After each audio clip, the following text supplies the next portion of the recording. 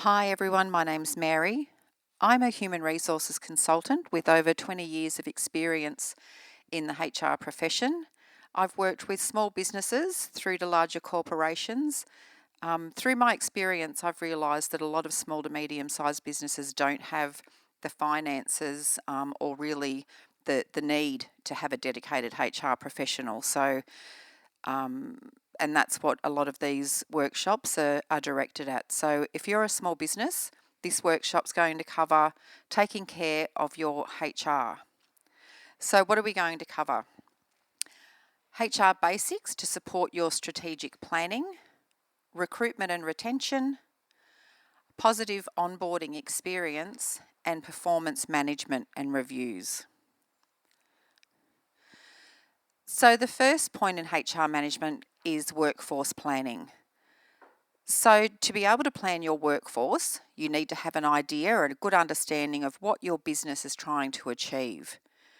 So what is the service you're going to provide? What is the product you're going to provide? And what skills do you need to be able to provide those services or products? And how many skills? So you need to look at if you want 3 customer service people, 4 sales people, or whether it's a manufacturing business. So that's what the workforce planning stage is about, is identifying what you're trying to achieve in your business and then how you engage the human resources to be able to deliver that. So the next stage then, of course, is recruitment. So once you know how many employees you need, what the skills are that you need to recruit to, that's when you need to go out looking for those people to recruit and hire into your business. Once you've found suitable people, we start the onboarding process. And onboarding is really important because it makes sure that you have a really good first impression. So from day one, new employees feel welcomed, they feel like they're already a valuable part of the team.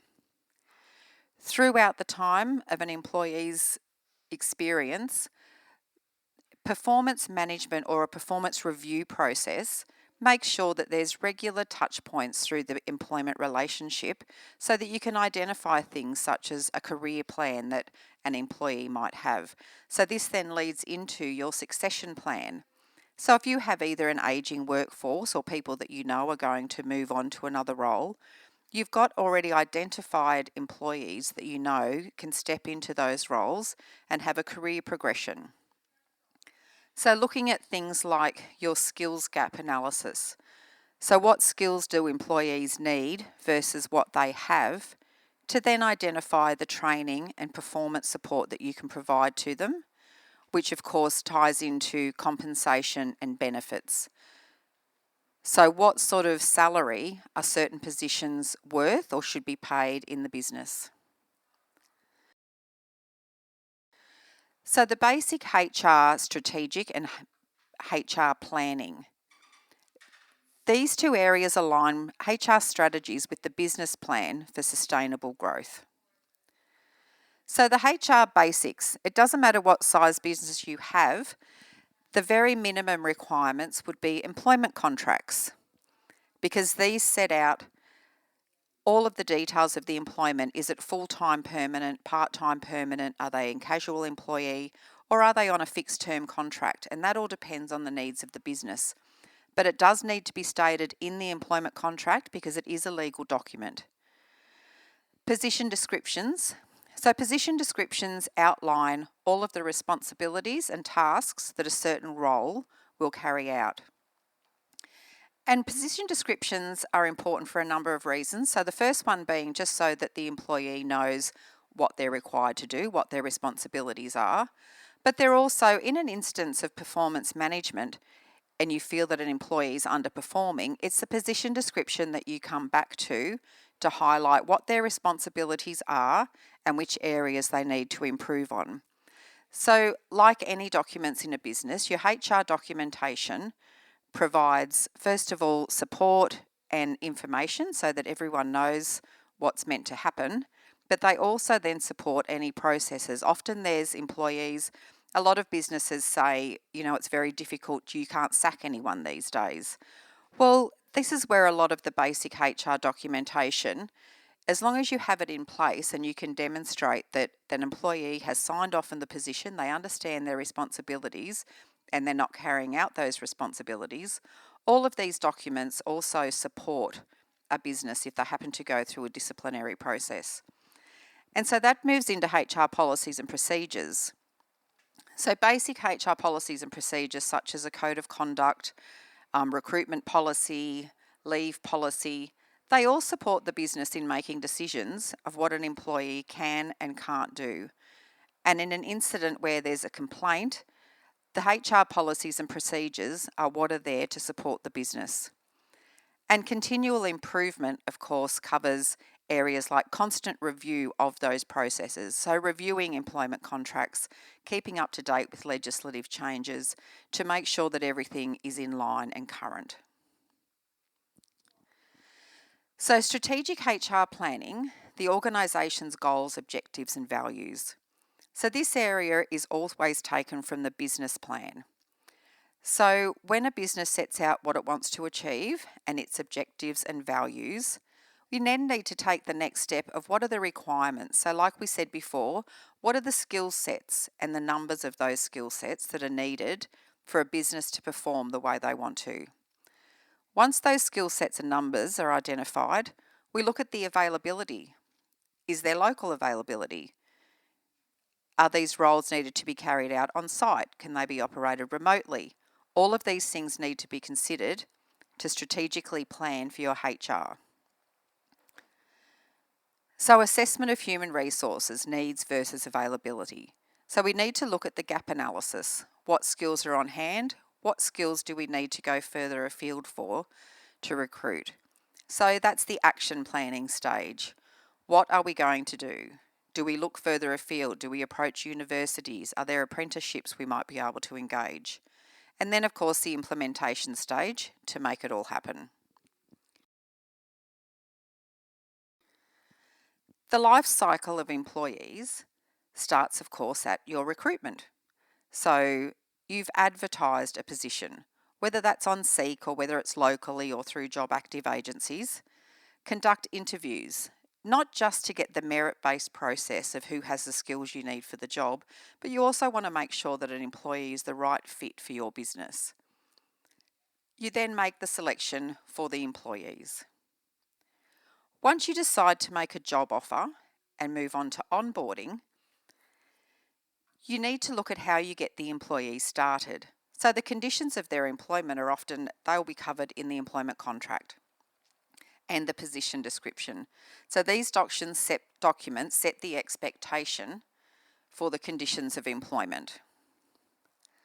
Once the employee starts, we look at how we make sure ensuring with and comply with laws, employee development and progression to suit future business needs. So like we've said on the previous slide, identifying skills and succession planning so that the business doesn't have any staff turnover.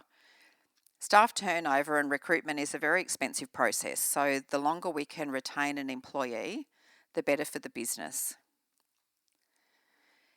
Eventually with employees, there'll come a time when employment is ending, whether that's because they've retired, moved on to another position. So we need to make sure that you're looking at the proper legislation to make sure that there aren't unfair dismissal claims. If an employee's employment needs to be terminated, we need to make sure that you're doing that in line with legislation so that there's been proper conversations had and a process followed to do that. So going back to talent acquisition and recruitment, so developing effective recruitment and retention strategies to attract and retain top talent that aligns with the organisation's vision and values.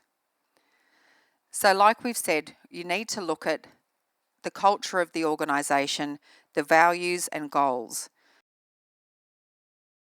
So where would we find those people? Where do you make relationships with? Is it TAFEs? Is it apprenticeship organisations? To look at the best way to attract the right talent. So what is it that we need somebody to do that isn't currently being done in another role or shared with another role? So conduct the job analysis. Is this a standalone role? Will it be put with other responsibilities and duties? Is it part-time, full-time, casual, or a fixed-term contract? Develop the job description and job specifications. What is it exactly that we want this position to complete? And then, of course, regular review, so maintaining and updating the job description and job specifications. This ensures the process of continual improvement and staying current with the needs of the business and responsibilities of the position. The employment contract. So, what information do you need to provide when making an offer of employment? The employment contract sets out the conditions of the employment and type of employment. So, is it full-time, part-time, casual? Is there an award that's relevant to the position? Or is there an enterprise agreement? Or is it award free? What's the title of the position? The start date of the role? And if it's a fixed term contract, the end date should also be included. Is there a probationary period? So generally, there's a 6-month probationary period for all positions. With small businesses, however, that is a business that has 14 or less employees, that probationary period is 12 months. That allows for small businesses to have a greater amount of time to really examine whether an employee is the right fit for the business and if they want to continue their employment. The employment contract also has to state what the reporting lines are, so who does the position report to? And this should state the title of that position, not the name of the manager, as this could change. So why do we need the employment contract? Because it sets out the tone of the employment and allows for better management.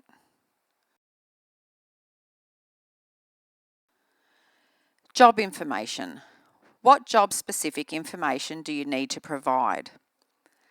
The position description or job description covers off the duties and responsibilities of the role. So it sets out general things like being available to screen phone calls, organising someone's diary, engaging with community. It lists all those general responsibilities and expectations as to how that will occur. So basically, the job position assists in the understanding of duties and responsibility. It can also be used to support a performance management process. So in an instance where an employer feels that an employee is not performing as they would like, they can use the position description to support that discussion and point back to that document that details what's required of the role. Fair work requirements. So currently the National Employment Standards, they underscore all other legislation. They set the minimum employment standards. So say for 4 weeks annual leave, you can't put in an employee's contract that they have 3 weeks annual leave. The employment conditions that you offer need to meet these minimum standards, and they do need to be provided to all employees with their employment contract. Once you've engaged someone, they've returned their employment contract, you know what date they're due to start, you need to make sure they have a positive onboarding experience. This ensures that the employee receives a positive employment experience from day one.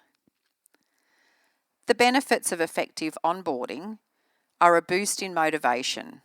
They feel like they're part of a team right from the start. Ensure they have all the tools needed to do their job.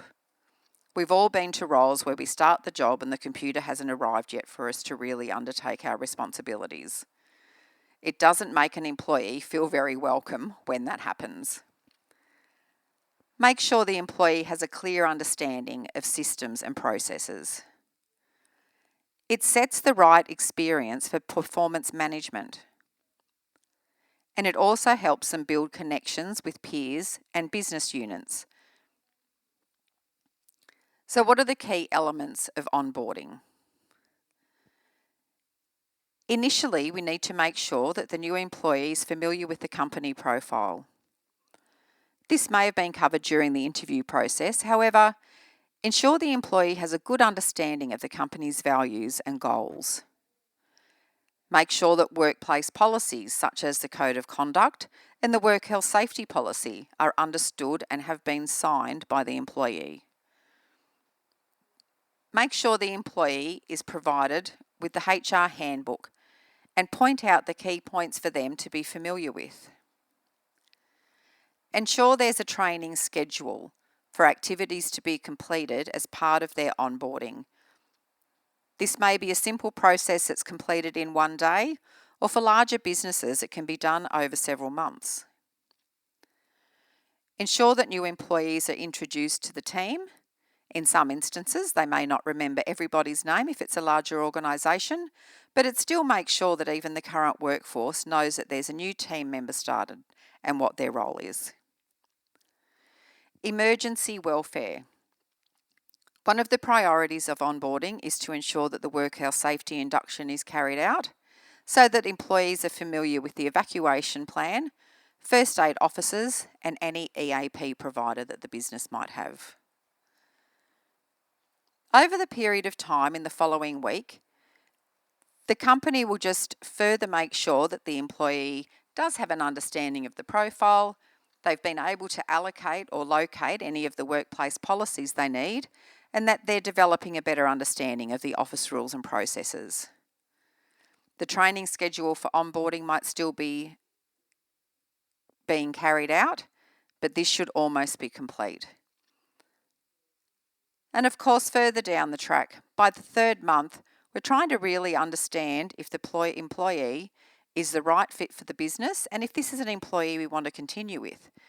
Keeping in mind that the probationary period is still current at this stage.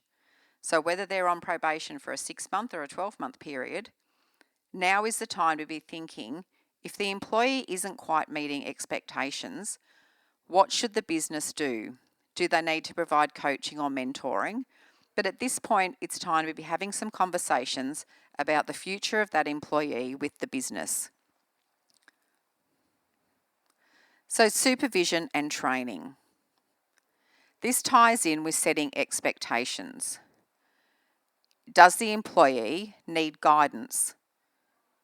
Do they need supervision? So in the case of apprentices, do they need to have a higher level of qualified person supervise their work? Do they need upskilling or additional training? A positive and effective method of ensuring new employees are onboarded as desired is to have at least monthly performance discussions with them to review those points. Record keeping. So what's included in employee records? There's different types of employee records. From general employment records, this includes your employment contract, any sort of personal information details so that you have contact details for next of kin.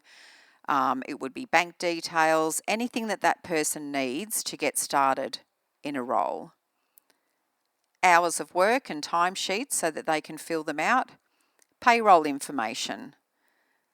Leave and accrued leave and leave taken balances, details of superannuation contribution payments, and any end of employment or termination information. And this has to be kept for 7 years. Performance management and reviews. So establishing performance management systems that provide ongoing feedback, coaching and development opportunities to enhance employee performance and engagement. So we look at, is the employee meeting all of the requirements of the role in their current role? Has the role evolved into more responsibility, or is the current role still meeting the needs of the business? Because a part of that performance review process is about looking at the position description and making sure that it is in line and is current with the work that's being carried out or the work that needs to be integrated into a position. If the role has expanded, has it developed in such a way as to warrant an increase in salary due to added responsibility? Or has the employee expressed an interest in growing their career with the business? If so, is there any training that's been identified which would support the development of the employee to better meet the current and future needs of the business? So what have we covered? We've just spoken about the HR basics to support strategic planning, recruitment and retention, how to create a positive onboarding experience, and performance management and reviews. Does anybody have any questions about any of those topics?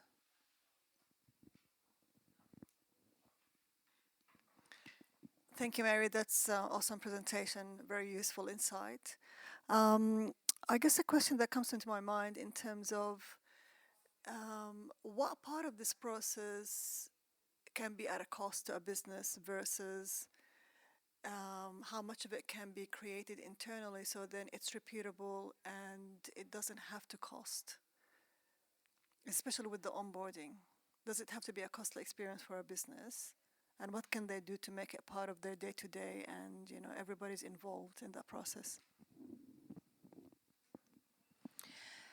Thanks, Lena. Look, it doesn't have to be a costly process to the business. I think the first part is just implementing the process. So that can need a bit of development. So there can be checklists and documents that you work through to make sure that, say, a new employee, some of the important policies that you would want them to be familiar with are the code of conduct, work health safety policy, maybe a privacy policy. But once you've got those checklists in place and the processes to go through of what are the priorities, so they might go to have their HR induction first. Then the next step in the onboarding process could be a work health safety induction and then maybe an IT induction. So part of the onboarding process can be captured in a procedure document. And once that's in place, it doesn't have to be an expensive process at all. And just a follow-up question, part of the onboarding. Obviously, every workplace have a number of policies that they have to share with new employees, which can be overwhelming because there's a number of them. Should the employer just be assured that the candidates or the recruits have actually gone through them and they tick that box in the HR system, or does more need to be done because of the risk of not actually understanding the policies and the consequences of not following them? Do we take it to another level in terms of ensuring that they did actually understand the policies, or do we just trust that they've read it and we're all good? I would always recommend that as part of the different department inductions, that they actually review those policies, the primary policies, with a new employee. So, say the HR department would go over the code of conduct policy, say the bullying and harassment policy, the reporting complaints policy, so that they can discuss them with the employee and make sure that they understand the policy and understand the repercussions or the consequences of not abiding by that policy. And then the other departments in the business, whether it's IT and the use of internet and social media and work health safety, covering off how they report an incident and where evacuation areas are, all of those departments that have those key policies need to make sure that they go over them individually with the new employee to make sure that they do understand and sign off on them as they go through them. So, Mary, in terms of, you've talked about the new employees and the workplace policies are so important for every employee. How do you encourage businesses to keep the workplace policies top of mind for everybody? So it's not just the new employees. You look, as part of the continual improvement process for the business, there should be a schedule, which isn't normally done by HR, but through quality control, would decide at what frequency different policies are reviewed to make sure that they're still current and compliant. So it's a good idea if that schedule can be staggered so that as those policies and review and processes are reviewed, they can be circulated to the current team across the organisation so that everyone's aware. We've just completed the annual review of the bullying and harassment policy. Please have a read of it. It's been updated and familiarise yourself with it. So it's about making sure that there's not 20 policies thrown at them all at once, but that they're aware that they're constantly being reviewed and that they need to keep on top of them. And I think communicating to employees that Policies and procedures are actually there to protect them. They're not, some people can feel a bit weighed down by them and that it's a box ticking exercise. But I think if the culture of the organisation is that, this complaints policy, if you have an incident at work that you want to approach management about, here's the process that helps you be able to do that without having to maybe speak to somebody if you're not comfortable about that initially. So making sure that the business in a whole has a positive attitude towards policies and procedures and understands the reason for them. And just one other question. In terms of, if I'm just a small business, I've only got 5 employees, do I really need to have these workplace policies?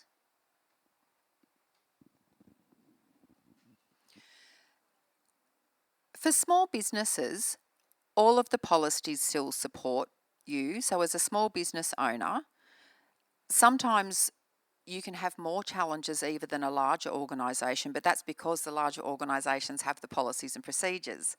And it's very common for small businesses to think, well, I've only got 2 employees, I don't need to worry about that. But small businesses are often, for that reason, the ones that do have trouble, or they're the ones that approach needing support to performance manage an employee because they don't know the proper process, or they go ahead and do something that's incorrect and find themselves in trouble with the Fair Work Ombudsman. A small business with very few employees, you still need to have those policies, and they don't have to be an 8-page document. They can be very basic in very simple language that just ticks off the areas of risk for you to make sure that you're protected.